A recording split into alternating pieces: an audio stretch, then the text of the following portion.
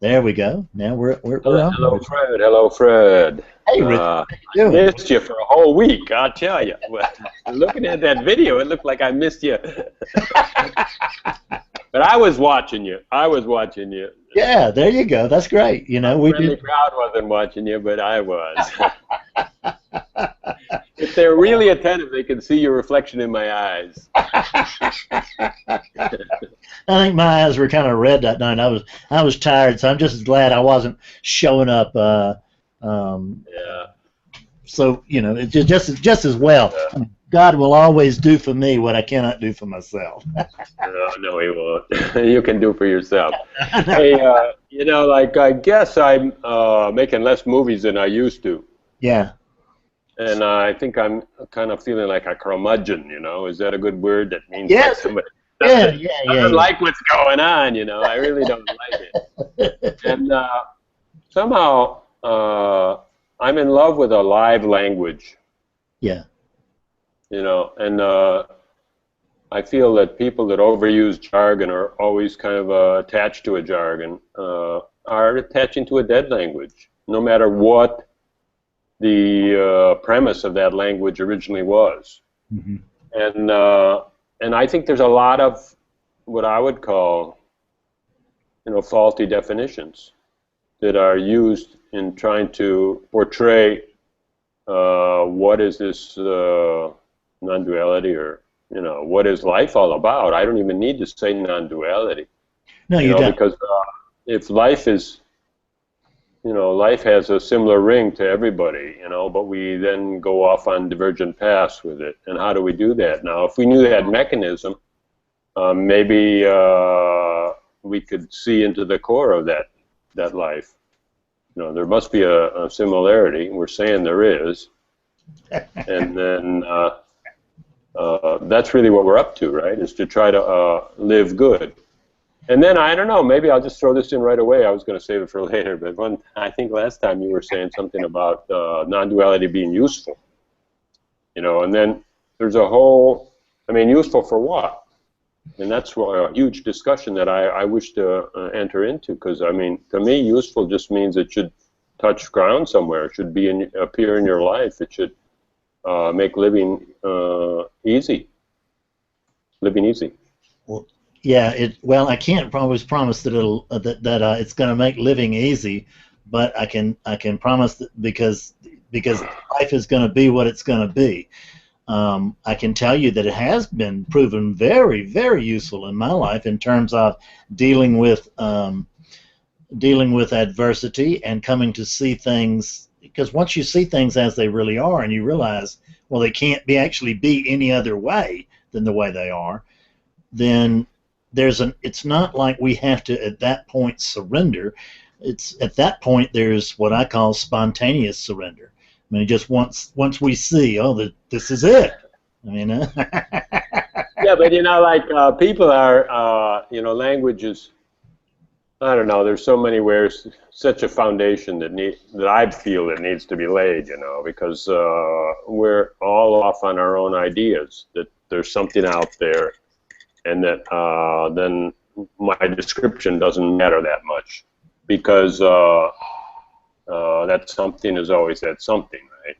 But I'm saying that, or my discovery for me anyhow, is that my perception is in two parts. You know, something's out there, and I describe it to myself, and I don't know the ratio of those two. You know, maybe, you know, some people say it's all an illusion, so they're saying that it's all your description, and there's really whatever's out there is very ephemeral.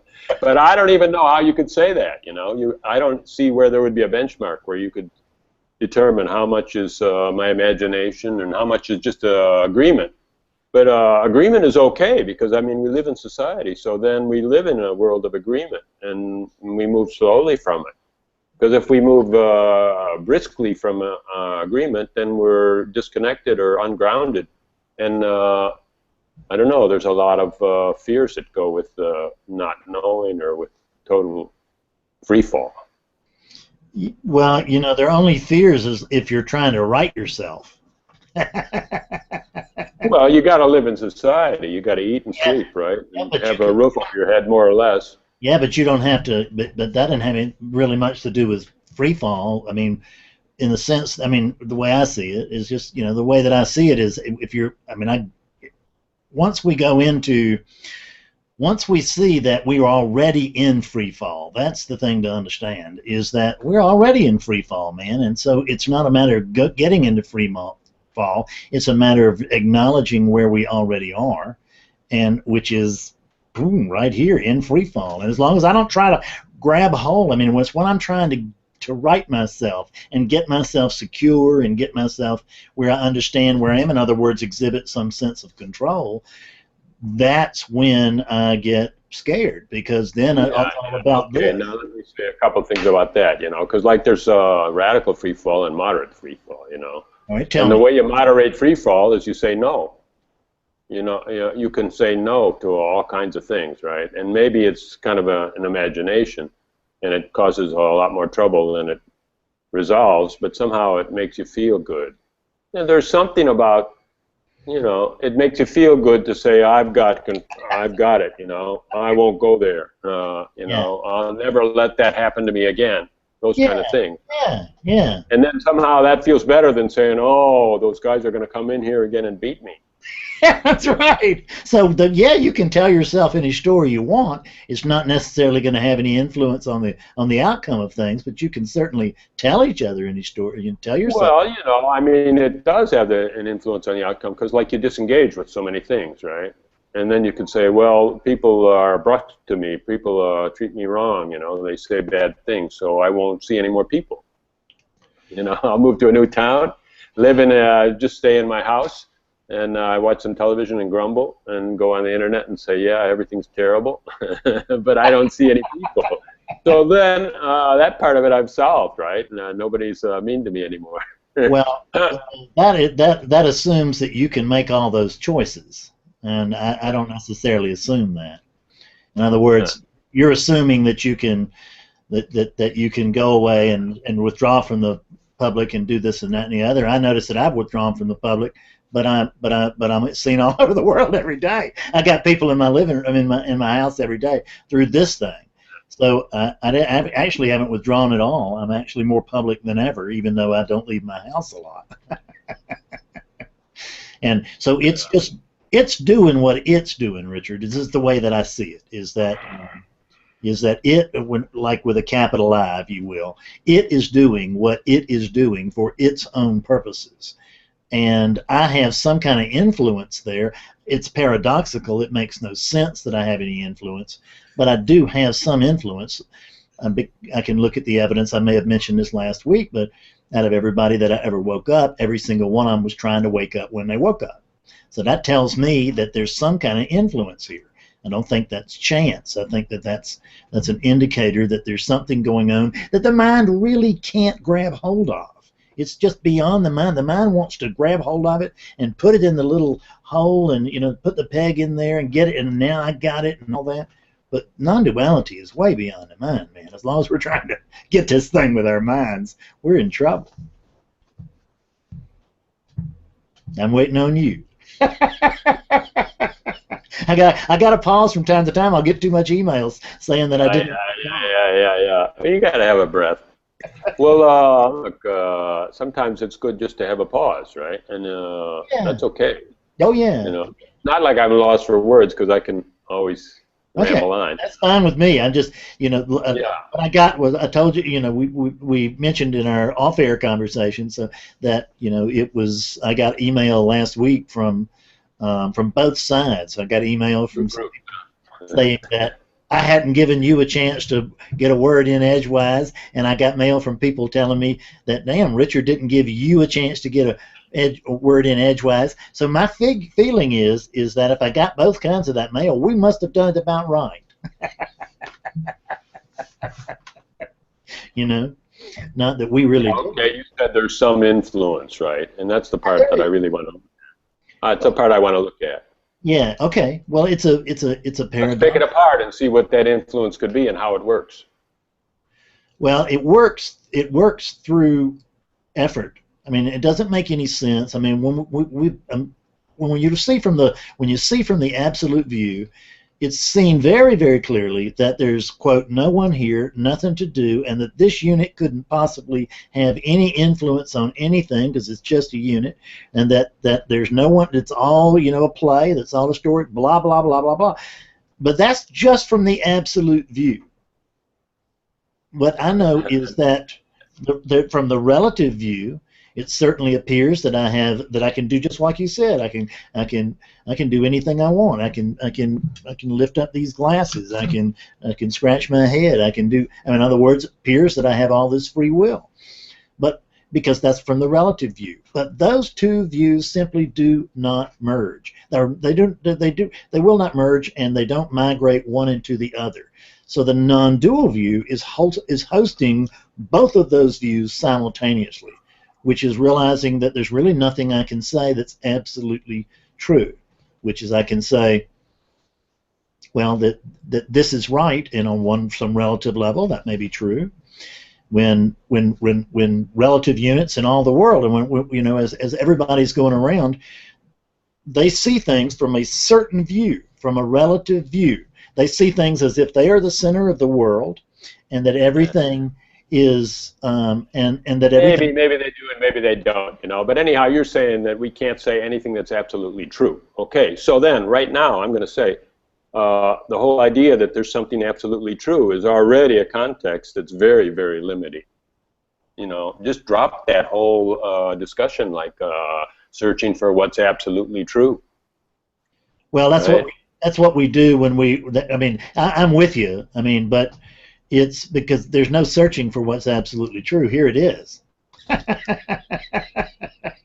Yeah, but I mean, you can be it, but you can't know it. That's it, and then that's what I'm saying. That's exactly what I'm saying. So then why try? You know, because you that's can find out certain things about it. You know, there's tendencies, right? Yeah, it's. And you can live within those tendencies because we're all living within those tendencies anyhow, and we always will be until I don't know when, you know, and some other, you know, like not in the near future of mine will I be living with other tendencies. And nobody I've ever seen on planet Earth with two legs walking lives without these tendencies, right? And what are the tendencies? Like they have feelings, right? Mm-hmm. And then they have beliefs, mm-hmm. right? And no matter how subtle they are, the more subtle they are, the more insidious they are. Yeah, yeah. You know, because the beliefs can be so thin that they can say, "I don't have any beliefs." Yeah, yeah. That's it. And. But it's never, ever true. Right. Yeah, right. No matter who they are, you know. It's certainly not true here. And, you know, it's I pop mine because I find myself, I call these things Bops, which is beliefs, opinions, and positions, and I find myself popping my Bops all the time, which is that I find, oh, I see, I've got an erroneous belief about that, but I don't seem to be running out of them. If they do, it is what you said is that they're no longer quite as obvious, and that makes them trickier to find and trickier to see through. Okay, now I'll say this, like you said, you're popping your your Bops. Well, that's what I would call a live language, you know, because you're open to see that, oh my God, look, I was holding that, or like, oh wow, I was thinking this was connected to that, or you know, and then you're adjusting your definition set, right? Or you're opening it. Maybe it lands somewhere else, you know, but why not? You know, why shouldn't it land somewhere else? Because it always seems to be somewhere. A Bop, you know, there's a Bop somewhere that maybe. But I'm just saying the more effective Bops are looser, right? And so then more effective for what? Because I can live easy. You know, I'm not crying and resisting what is. Now, a few minutes ago, you were saying, okay, this is it, what is, and stuff. Yeah, right. And I forget exactly what you said, but it isn't. Tomorrow, I mean, this moment is a rolling moment, right? Yes. And, you know, you put your left foot out or you put your right foot out, you know, and you can say, it did it, and back off from it. And I wonder why. You can also say I did it, and next time I'll go 2 lefts in a row, and then I'll do right. Why not? You know, because that's another bop, is to say that I should live in the absolute, or I should live more in the absolute, or I should let the absolute kind of run its course, right? But the absolute is not running its course, I'll clue you. Your conditioning is just repeating itself. Right? You're living like yesterday. Huh? But that too is part of what is that the conditioning is rerunning until it doesn't. Well, it's not until it doesn't. It's until you start using a live language. When you're using a dead language just means a lot of predecisions that are fixed. Okay, here, I'll give you a very, very simple example. Okay, let's say that because I'm an American and we got Ben Franklin, and he said a penny saved is a penny earned. Okay. You know, in other words, Americans are cheapskates. Let's say that I identify myself with buying things good. I can buy next to wholesale. I go to the best mass vendors that have lower margins, and I buy online, and I buy from Craigslist, and I get almost brand new things for a really good price, and then that's my identity. You know, I'm a really good buyer, and I never get screwed, right? Okay, when I buy something, then I have a tendency, and then I see it over there. Oh, look, they're selling it too. And I want to go over there and check the price, right? But it's a done deal. I've already bought it. Forget it. But I go over there and check the price, and it's a little bit less. Yeah. Man, I feel bad. There's a bad feeling in me, like, oh, I screwed up. Oh, no. Because I have a definition and an identity of a good buyer. And I found out that I didn't buy as good as I could have, let's say. Yeah. Okay. So then what I'm pointing to is a link between what my thought structure is and how I identify myself and how I feel. Right? And if I loosen up on that, I could say, okay, look, I really believe in distribution. You know, it's so important. Because if nobody was offering this thing for sale, I would have to, where would I find it? I wouldn't even find it.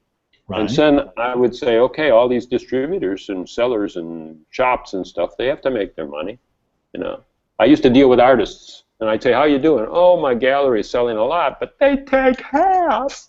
Oh, they felt so bad, you know. They're selling a lot, but the gallery's taking half, that they didn't believe any value. You know, the only value they could see is being an artist and not selling art. And they didn't know how to sell it. Yeah, right. Yeah, exactly. I know. I have a house full of books here, and whenever I sell one, because I was an online bookseller for a long time, and I'm still selling down my inventory. And whenever I sell one, Amazon takes a piece, and it's like, oh, that commission. But the fact is that without Amazon, I have got a house full of boat anchors. No, but that's just an example. I mean, I'm saying, okay, there's so many things. Okay, let's just say that I say that my mind won't stop running. So I made this division, and I took my mind out, or wherever it's from, here or there or anywhere, put it over there and said, hey, you bad mind, you won't stop running. But I've never really looked at the links of what's it thinking about, right, and why. And then, you know, and what's the use of setting up this division where I'm fighting? I have one more thing to fight. I have to fight my mind now. But my mind is my tool. It's what I fight with, you know. It's not an enemy. So that's a faulty definition, right? And then that sets up a whole life of I don't know what, bad feeling too. You know, feeling bad and then focusing on something that's stupid. You know, like focusing on how to quiet my mind. Right? When you say my mind, you know, and the mind is my tool. I mean, just for the sake of it, I just got to ask. I mean, who is that my? I mean, who is that? You know, is that really true? Yeah, I don't know. It's just something. You know, it's a correlation. Let's call it a correlation, because you know, like wherever I am, there's a thought process going on, and I wouldn't call it a mind. You know, I wouldn't even say it's a mind, so I wouldn't have it as an entity. Right. You Oh, know, it's just a thought process. right. And Okay. then that's a blessing, right? How would you like to have no thoughts? I Well, mean, you would be an egg or something.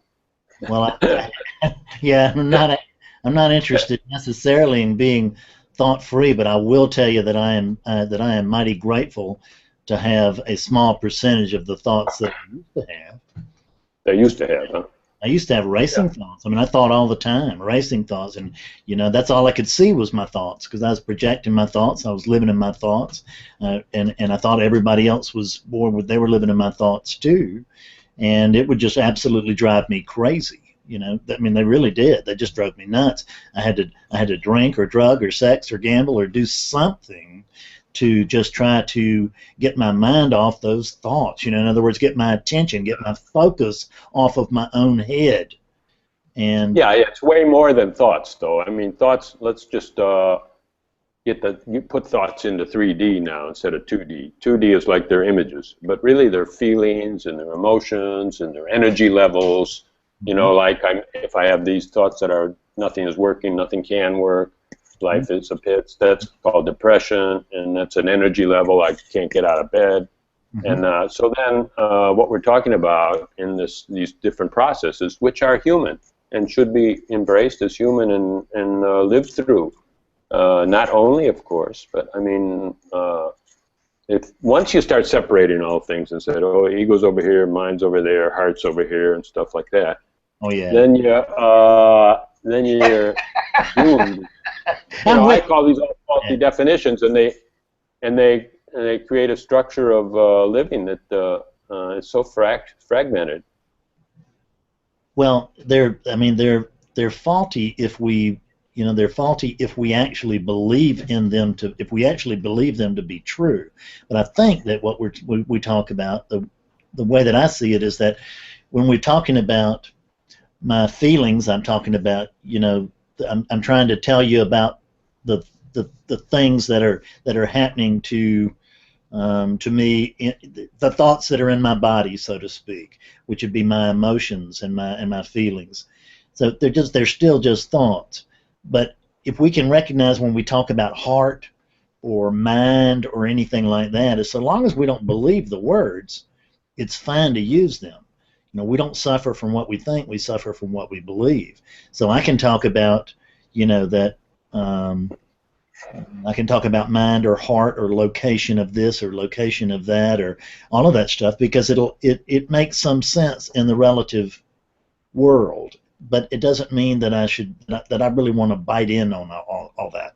I don't actually want to believe it. Doubt is our friend, and if I can maintain doubt, if I can maintain, the only thing I should be certain about is that I don't know anything, and right? I mean, just Yeah. I'm okay with that, you know, that I don't know anything or that everything I know I make up, right? And there might yeah, be a lot of agreement about it because my whole society believes that, and another society kind of works in another way.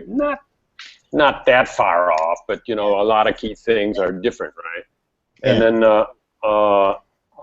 I don't really go for what you just said, though, that you Tell me can about say that. things and somewhere underneath there you're not really believing them. Because why say them? If they're really, you know, and you're saying I'm saying them because it's the best we can do, right? And I'm saying it's the worst you can do. It's not good at all. Well, it's like I And tell anyhow, for you it might be okay, but for who you're talking to, they're taking things on all kinds of different levels, you know, and they may not be able to separate what they say from their belief. this is the And reason that they say that silence is the best teacher. But what I've noticed is that no one will pay me to sit on Skype with them and say nothing. well, sometimes they do, you know. But anyhow, you know, then that's Maybe the they do fact that somebody. They won't with you me. got to, you know, that's another context, you know, that you're in a business, right? And okay, I've never been in a business Hmm. with regard to spirituality, you know. Right. Once in a while I got a donation or two, but I never really offered anything for sale, and it gave me a lot of freedom because then I didn't have to be consistent. I could go wherever I Yeah. felt. I thought it was very lively that way. Very lively is true. So Okay, now here's the thing, though. yeah. Are you saying that you can say things, and you know, if you really press to the core, you know it's not true because we don't really know anything, right? Oh, I for like. certain, for certain. And then, well, we never will know something for certain, right? Right. But I mean, I'm saying it makes a difference if you don't say those things. And so then, have you ever tried? Well, I'm a professional liar. I mean, that's what I do. I try to lie to the very best of my limits. I lie with stories. I lie with and stuff. My very best stuff is really questions, because then that doesn't require me to lie. That requires you to lie.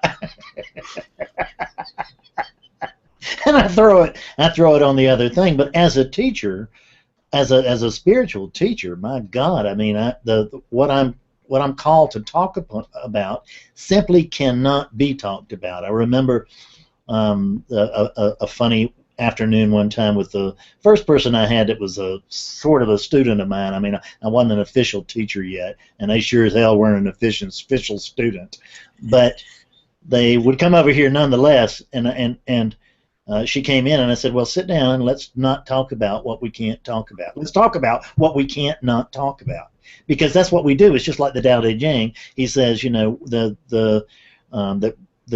the Tao that can be named is not the eternal Tao, and then he goes on for 81 more little chapters. Because you have to use this language. I remember a professor of mine, an English professor I had, and he startled me at the time. I was not awake, and I had no idea what he was saying. He wasn't awake either. He didn't know what he was saying either. But what he said was that, he said some people argue that without a language there is no world. And man, they're absolutely right about that. I mean, without language, there is no world. So the instant that we enter into language, no matter what kind of language it is, we're off. When somebody wakes up with me, and it's like they can see instantly that without language we have no idea what this is. What is this? I have no idea. Without language, and I mean that we don't just use language to talk to others. We use language to talk to ourselves. And in the Mostly predominantly to ourselves. We're only talking to others to get agreement, so we can, so that we can be sure about or feel more solid in what we don't know, right? yeah. But anyhow, like kind of what I'm saying is like, there's always a bop. And a bop is what we don't know, and a bop is arbitrary. We made it up, and there may be a lot of agreement, and there's agreement among societies, and this, that, and the other. And then I'm saying, well, what's wrong with that? Just have those bops and open them up. Open them little by little, more than they were yesterday. That's all it takes, is a little bit more than they were yesterday. Open means there's more flexibility, and there's more presence, of course, because now you're looking around. If you just say, bop, I know this, and then you go next, you're not there, right? And so you can't see any deeper. And so then, but to say, it's a kind of a logical construct to say that, well, if bops are arbitrary, why don't we just throw them all away? And then, or at least for every once in a while, let's just live in this place where language drops, because people are talking about quieting the mind, and people are talking about without words, and the silence is the best teacher, and all those things. So that they've already jumped. They've already jumped out of bops, or they've kept that as a goal, or like an idea that this would be ideal, to be out of bops. But you're right. There's nothing when there's no bops. There's nothing. What's the point of this? This tract in my life is about managing and being free with bops, right? And going from wider ones to wider ones to wider ones. Wider means that, there's more room to maneuver in them. And then maneuvering is a joy. Yeah. So, well, I mean, my notion is that what I really enjoy is popping bops so that I can see more clearly. And then it's true that we don't necessarily burst these things. They begin to thin. In other words, I see through it. I see through that bop on this level, and then a month later, I'm seeing through that same thing on this level, and in a year, I'm seeing through it yet better. And because my saying on this is that a bird never flies out of the sky, and man, there's no opened. There's only opening. There's no one who's opened. It's not over. We're opening, and so seeing through the bops on a more and more subtle level That's really the best we can do. We can see through, because the point is, Well, let me just say this. I'll just interject a little thing and I'll get off again. When you say the best we can do, already that sounds like that's a compromise. No, it is no, that's the language. highest form of life. That's the highest form of life, is thinning your bops, right? Let that be another definition, right? And not make it like, oh, this is a compromise, and it would be, there's other ideals, but we can't do it, and that's a limitation. And yeah, there's all that, all those curtains you drape around by saying those words. Yeah, well, I get what you're talking about, but there really is, when I say that this is the best we can do, I don't mean it's the best we can do in comparison to a higher ideal. I mean, it's simply the best that I can do, period, until I can do better. In this moment, when whatever it is, whatever I'm seeing, the way I'm seeing things in this moment is absolutely the best, the only way that I can see them. And there's nothing to compare that to, because there's nothing else other than this moment. There's nothing been, and there's nothing gonna be. There's only this.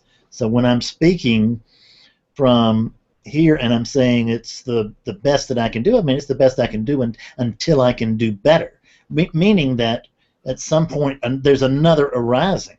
But at this moment, which is, and as you say, it is a rolling moment.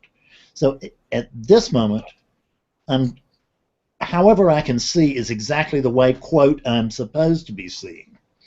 Well, there's no suppose. You should take that word out. I really, because that's a comparison word right away. Well, that's the reason I put up my fingers as quotation marks. Is when yeah. But later you'll get a new word. Just leave it empty. Leave it empty. Yeah. I don't like those words. I think that's all the jargon, and it just sticks people in a horrible place, really. Like a limbo of conundrums. Why do you say that? Well, the whole word paradox doesn't exist. There's no such thing as a paradox. It's only a linguistic misappropriation. Why do I say that? Well, I'm just certain that we live by our definition set.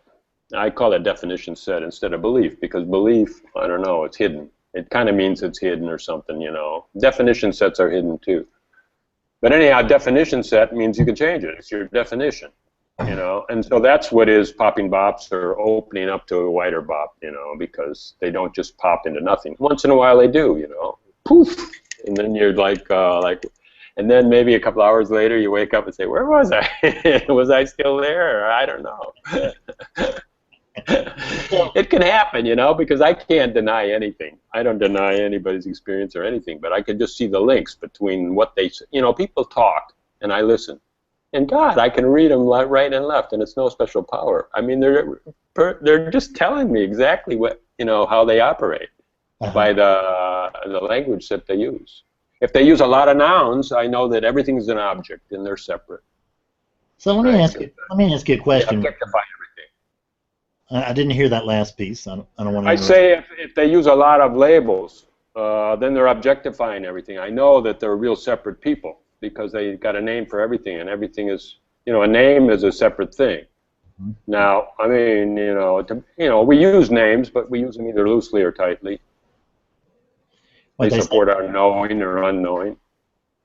Okay, ask me. So I'm just saying, I just was saying that the Tao Te Ching concurs with you on that, which is the Tao that can be named is not the eternal Tao.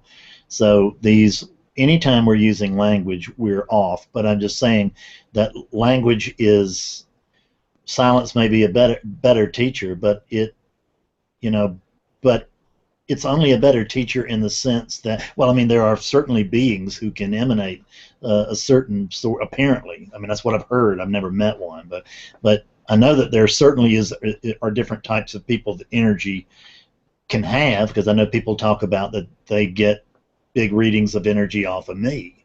I don't get that same energy off of me, so I can't really speak to that. Well, I don't know. What's the Tao? What's the Tao say again? That the Tao that could be named is not the Tao, or what?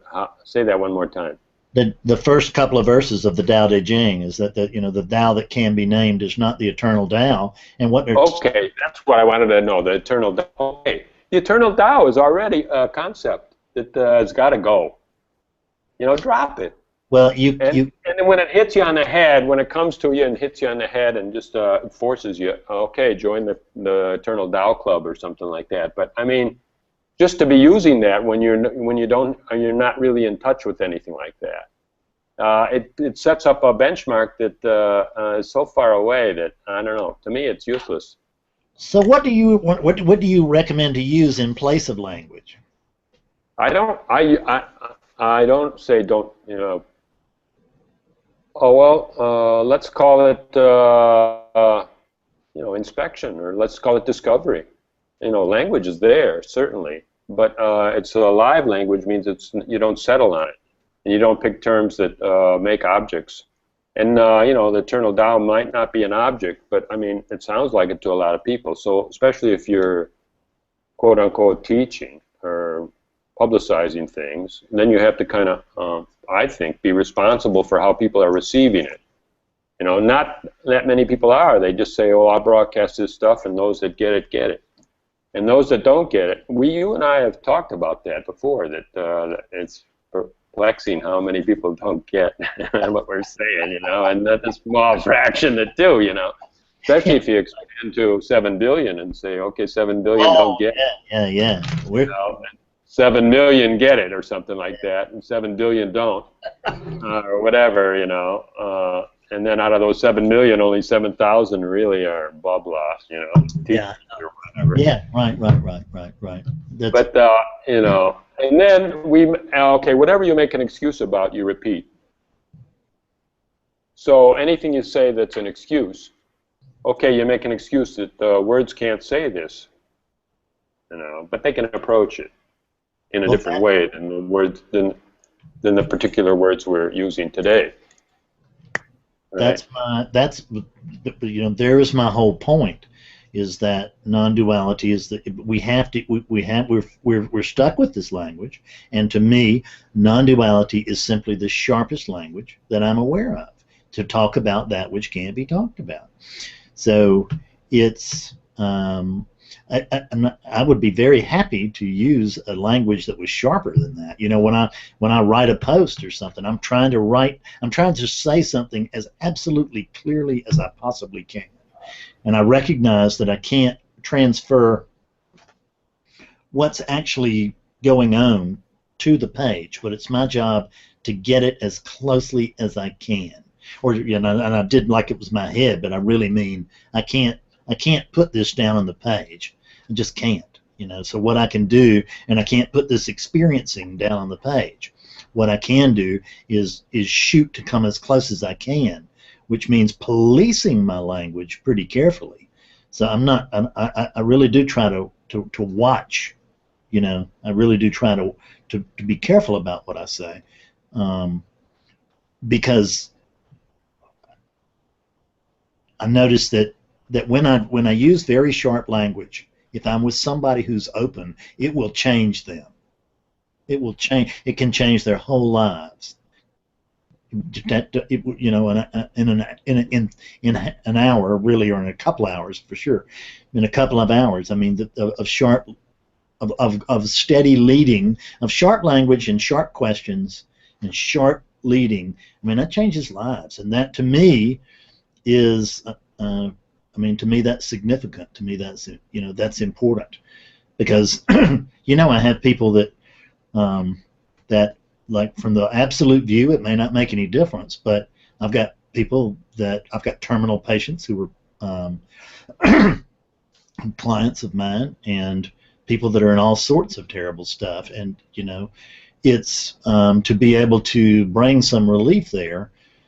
That's important. And it's and the fact that language is my mode, that's my method. I'm not there to touch them, and I'm only, you know, because we might be 5,000 miles apart, but I'm there to touch them with the words, And all I can really do is hope to set up a spontaneous sort of reaction in them, because I can't really tell them the truth, but I can get them close, you know, to where something fires in them, because that's what we're trying to do. I'm never talking to a client. There's only one thing going on here. I'm not talking to Richard Miller. I'm talking to me with a Richard Miller suit on, and it's the same thing with every client. And once we begin to approach things from that angle, then I recognize I'm talking to me, and I just need to move this just a little bit this way so that the me over there can experience the clarity that's being experienced over here. That sounds pretty lofty, doesn't it? It's a lot of work. Yeah, it is a lot of work. It is a lot of work. Really? Okay. Well, sometimes you can see some stumbling blocks, right? You can't really change people, or you can't necessarily give them a new experience, or give them even a new thought structure, maybe. Maybe you can't. We don't even know if these things translate from one human to another, but I think you can see some stumbling blocks, and you can point them out, you know, and say, well, look. That's right. That's right. You're believing this. Okay, you could say, like, my wife cheated on me, and this guy feels blue, right? So then, I don't know, I mean, or my wife left me, you know, and then you can look at it from, like, oh, and she lied. I don't know.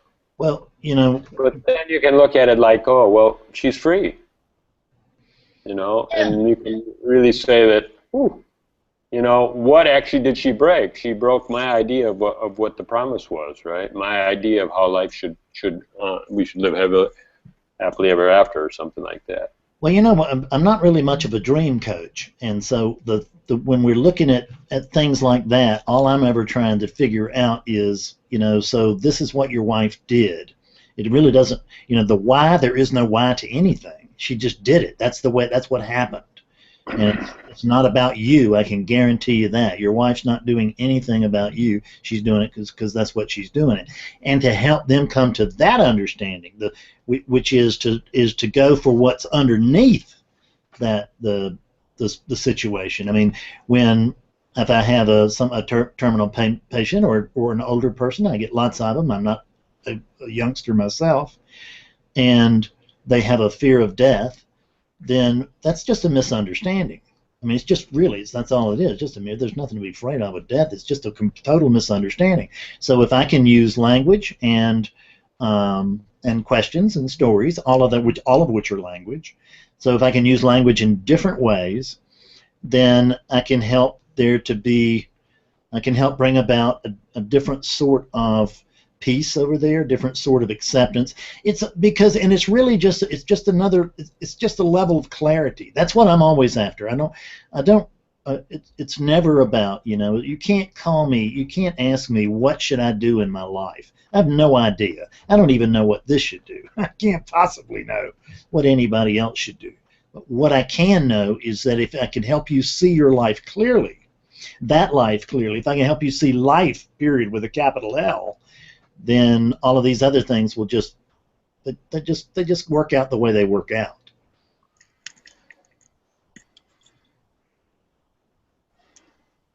So I think that what I was talking about, you know, and you know, when I say stumbling blocks, I guess they're all conceptual or mental, right? And then we said before, there's a 3D texture to anything mental, that it's also an energy level and an emotion and an emotional response, and it's a habit of resorting to old friend emotions, you know, like frustration or like anger, or, you know, there's habits, you know, and all those habits and all that mentality is like a stumbling block. And if you can take, you know, for me, I mean, growth is always about deconstruction. It's never about like adding a new structure. I agree completely. Never about adding a new structure. So I wouldn't say like, okay, someone's afraid of death. I'd say, well, there is no death. That's a new structure for them, right? Yeah. I would never say that. I would say something more like, okay, Everyone's going to die. We all know that. And then if we're not really sick and in pain, we're not ready. We all know that too. You know, so we're not ready for an accident, and we're not ready to die. So then you're not ready now. You never will be. You know, and so then, I mean, that this moment will be faced sometime in your life. You know, not readiness and a passing. And so then for me, I mean, that not readiness and a passing means like readiness. This is as ready as I'll ever get. And I can cry about it, but what's the point, you know, because it'll always, there's no way, there's no resolution to that. Well, that assumes... So that's the taking down a structure and not putting up one. Yeah, but that also assumes that, you know, it sounds to me suspiciously like you're talking about that, you know, that these precious characters are gonna, you know, that make-believe Fred is gonna somehow die. Something, you know, it can't die if it hadn't been born. So it's when the clarity of seeing that that yes, there's death for these units, there's death for every single one of them, but there's no death for you. Yeah, okay, well, the person doesn't have another you. You know, all he's got is a memory bank full of tendencies, memories, and familiar feelings. It's just patterns, isn't it? It's really just patterns. Well, a memory bank is pattern, right? Yeah. I'm not so sure there's such a thing as a pattern either, you know, but it's and that's how things get into memory. And so then a pattern is a creation of memory. But anyhow, that's okay. That's what a human being is pattern. And the patterns can stay for a long time and be kind of fixed, or they can be pretty fluid. You know, they can deconstruct. And then I think that's where life is very rewarding, when a few patterns deconstruct, you know, and then you get a new one, and it's fun to have a new pattern, you know. And maybe it allows you to move more, you know, because like maybe, okay, like 10 years ago, I wasn't very talkative to anyone. I was just kind of like standing in the back. And then somehow I got in this pattern of doing never not here and talking. And then I really fell in love with dialogue. Yeah. I never would have had that if I kept on my old pattern, right? So then, and then now, even now, you know, now I'm cut myself loose in space, not only in time, and live in another country and all these things. And so my patterns, I get new patterns, and so then that's cool. And those new patterns have a lighter feel to them, you know. Well, those new, you know, when we were talking about Bops, I mean, that's what patterns really are, aren't they? Aren't Bops patterns? They're my patterns. They're my patterns of belief. They're my opinions. They come from a pattern, you know. They go together with a pattern. They might still just be a pattern. I don't know, but anyhow, Bops are somehow verifying a pattern, or that what we got out of seeing this pattern over and over again, and we're expecting the pattern. So that's all we're on the lookout for. Mm-hmm. And that's, you know, and that's what we'll see if that's all we're on the lookout for. Yeah.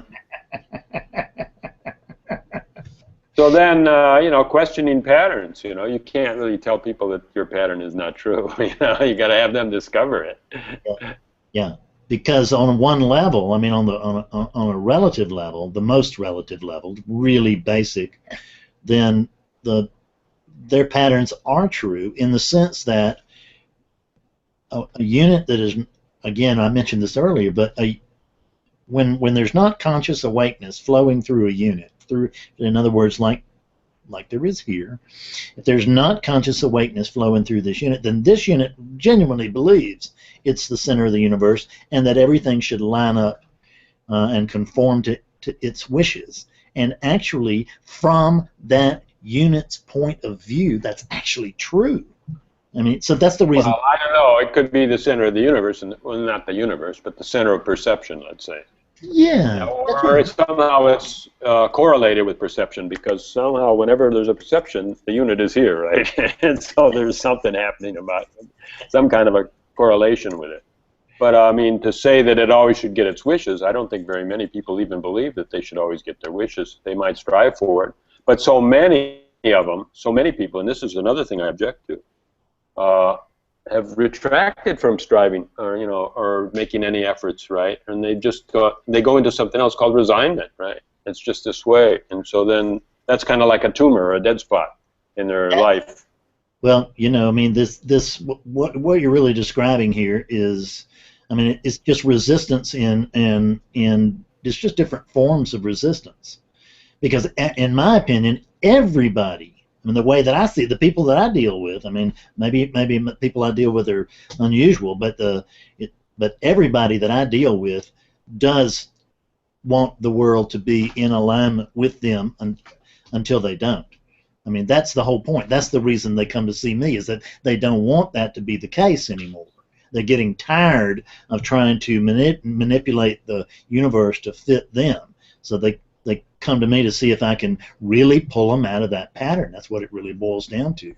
But the reason that they're doing that is that they're finding out that, I mean, because they're tired of living in an argument with the world, right? I mean, there's this voice in our heads, isn't that a running argument with the world? And it's a running argument with the world because I know the way, once I've got a thread, I've got a benchmark for the way that things should be. Once I've got a, Fred, I've got a benchmark for the way people should behave, because they should behave the way I want them to, and things should be going the way that I want. And that occurs for many people. I mean, for most people, I think it actually occurs on an overt level, but for everybody all the time, that's what it's occurring on a subliminal level, and that's the reason that we're always in resistance, because we're looking for an alternative to this, and there is no alternative to this. We're looking for something beyond what is. There's just what is. There's nothing beyond it. Yeah.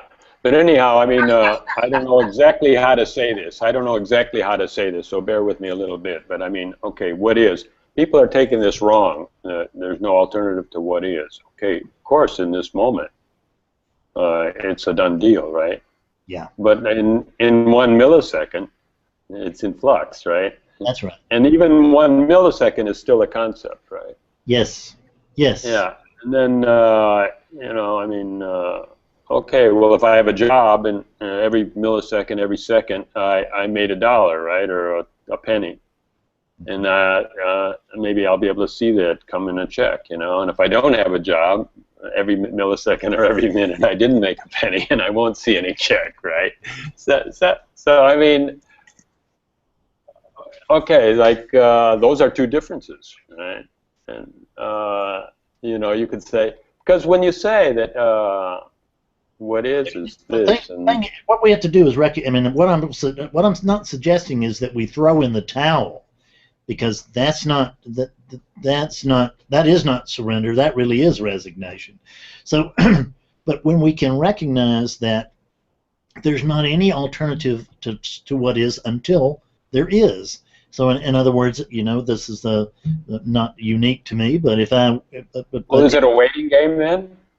Now, if I have... No, here's where we can take the most prudent action possible. The back end of my website went down this past week, and that's something that would have driven me up the wall before. And it just was something that happened, and I took the most practical steps that I could to rectify it, but I wasn't freaked out in between the time that it went down and the time that I got it, that somebody else got it back up. I never did get it up. But I took the practical measures. So in other words, and I wasn't going, oh, my website's down and there's nothing I can do because I don't have any free will, or there's not. That's just horseshit. I mean, what we want to do is recognize that I can still want to take the practical measures. So I wrote these people, and I wrote those people, and I wrote my webmaster, who, thank God, saved me again.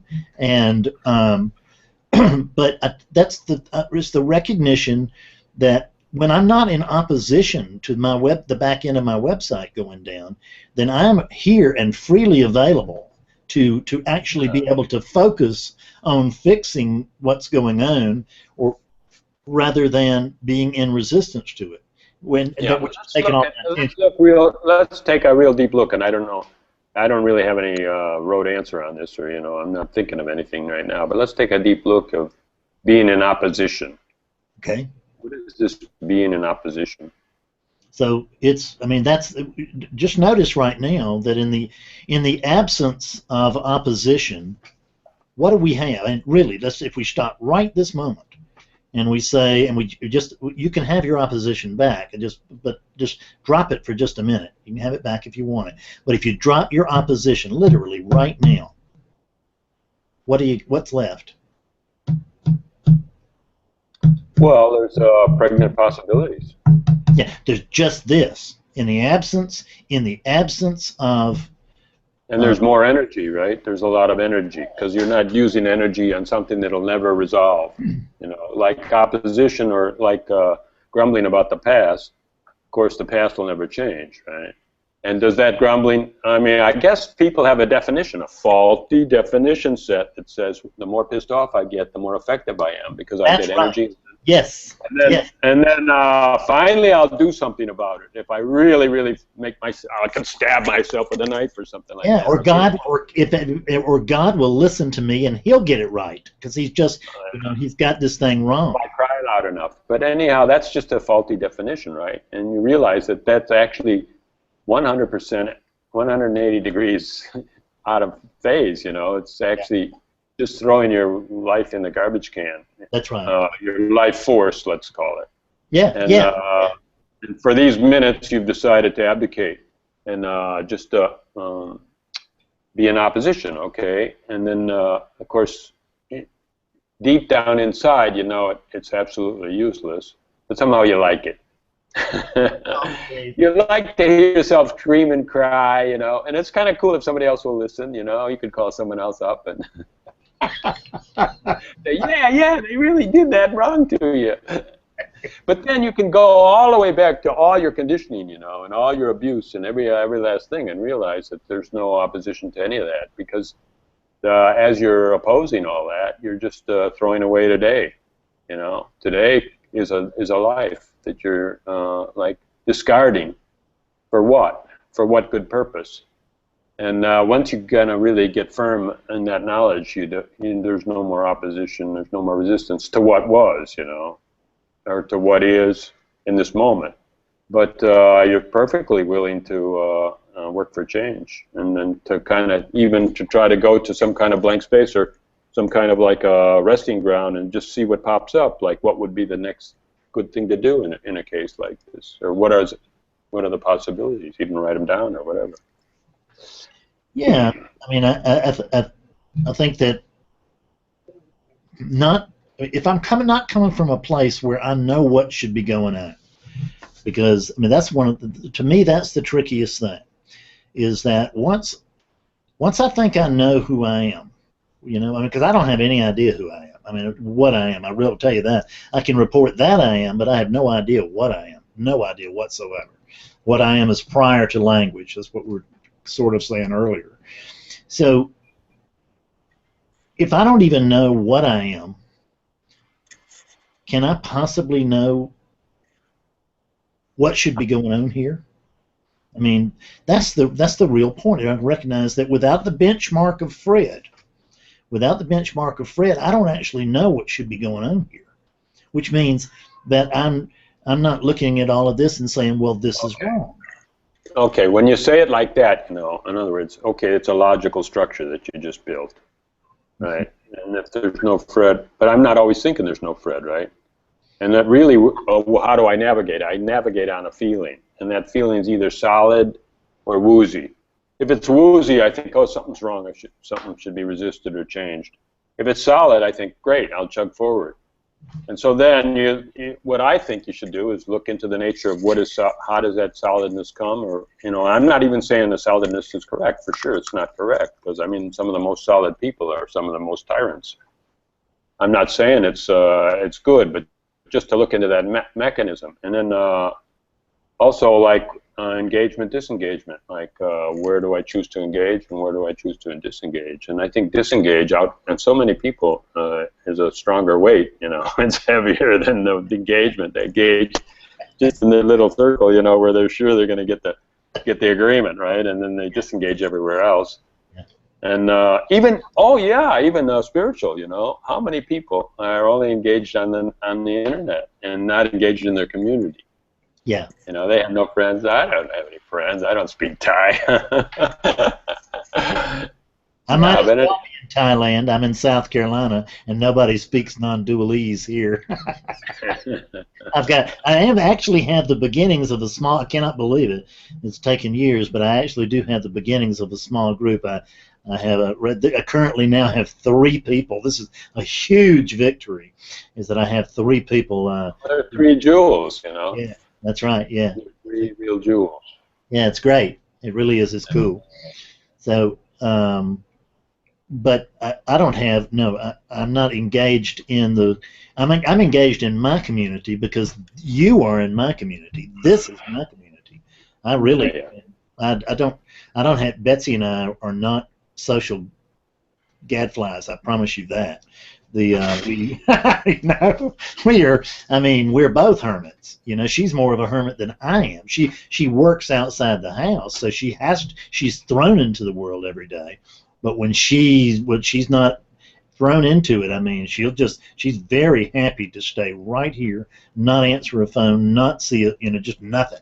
Just be with me, be with the dog, be with the cat. She's content with Yeah. that. Well, you know, everything wears thin. You know, you can't do only one thing, right? Because, like, what should I say? Like, I don't have any imperatives. So then, in theory, I could just sit and do nothing. Yeah, right. Well, That's not all that great. no, it's not because you say that you could sit around and do nothing, but you'd have to try before you knew if you could or not. No, I don't say I could do it or I can. Yeah. I don't say I can, but theoretically, like, I don't have any Theory, yeah, imperatives. in theory. Push it out that I have to work and I have to go here and I have to go there. And, Yeah. oh, I guess I have to go to the grocery store every once in a while, Yeah. or the market. Yeah. Pick up the Day-to-day garbage, and that's stuff. about it, right? And then Yeah. go to the ATM and get my rent, and then give it over. Those are about the only imperatives. But yeah, instead, I kind of like I'm looking to expand and my activities, and right, not, but with always leaving enough space in there to be able to look at the structures I'm working in and see if they're loose. Oh well, anyhow, that's kind of like my philosophy, I guess, that I feel myself, and then I say, well, if there's a tightness, I say, what am I saying to myself? And then I find it. And then I'd say something more loose, and then I open up, my body opens up, and and I don't really, I live with no anxiety or no argument, and I don't have to say that that's a state, or that or that that's the result of an epiphany or something like that. Although it is it's a choice point, so it is an ongoing thing, right? If I notice I'm tight, then I can loosen, and it's a choice to do that.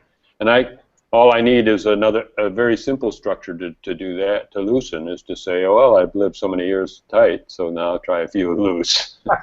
That's enough. Not a really big structure, you know.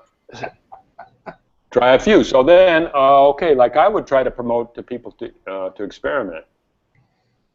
Right, experiment with what they perceive, and then how they hold that and explain it, and then how that makes them feel, right?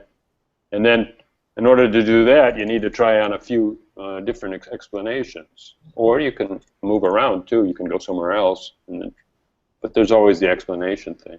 Mostly explanation thing. Go ahead. So for me, just along those lines, for me, what I'm really more interested in is having them find out, who the perceiver is, rather than how am I perceiving and how am I doing. Who is the one that's perceiving? That's what I'm interested in finding out. Because but they don't see anything, right? Because it's not a thing. So then you ask them, who's perceiving that? And then they go, gosh, I can't find anyone. No kidding.